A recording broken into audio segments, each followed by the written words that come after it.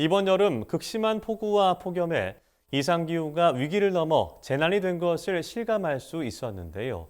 날씨가 농작물에 미치는 영향은 절대적이기 때문에 농업은 이상기후에 더욱 취약할 수밖에 없습니다. 이에 최근 국회에서 기후재난 속 위기에 처한 농업 현장의 문제점을 살펴보고 관련 대책을 논의하는 시간이 마련됐는데요. 이은영 기자가 현장에 다녀왔습니다.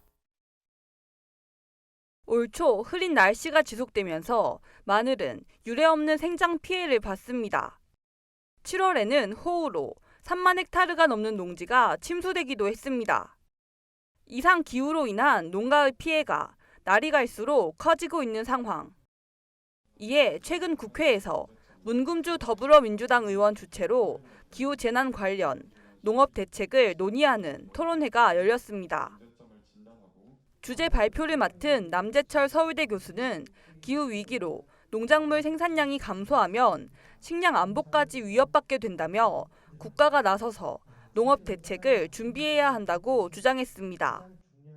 농업은 사실 기후변화하고 매우 취약한 산업입니다. 그래서 우리나라 같은 수입 식량 자급률이 낮은 나라에서는 식량 안보를 위해서 국가 차원에서 일찌감치 우리가 대비하는 그런 역할을 해와야 됩니다. 이어진 토론에선 자연재해 발생 시 농작물에 대한 피해 보상이 필요하다는 의견이 나왔습니다. 김규호 국회 입법조사관은 현재 우리나라는 재해가 발생했을 때 철거비 등 복구비만 지원되고 농작물 자체에 대한 보상은 없다며 미국의 NAP와 같은 제도를 도입하자고 제안했습니다. NAP는 비보험 작물 재해 지원 프로그램으로 재해보험 대상이 아닌 농작물의 재해가 발생했을 때 시장 가격의 일정 수준을 농가에 지급하는 제도입니다. 실제 농작물 수확 직전에 가령 이렇게 피해를 입었는데 이것은 어떤 기대 수익이 있을 텐데 거기에 대해서는 아무 어떤 지금 보상이 없으니까, 그리고 어떤 품목들 같은 경우에는 농작물 재해보험 대상 품목도 아니기 때문에 아직 들지도 못하셨는데, 이 NAP 같은 제도는 그래도 좀 한번 생각해 볼 만한. 농작물 재해보험 개선안도 잇따라 나왔습니다. 조혜윤 농림축산식품부 농촌탄소중립정책과장은 비 등 기상 문제로 방제를 못해 발생한 병충해 피해도 농작물 재해보험의 보상을 받을 수 있게 하는 방안을 농식품부에서 검토하고 있다고 밝혔습니다.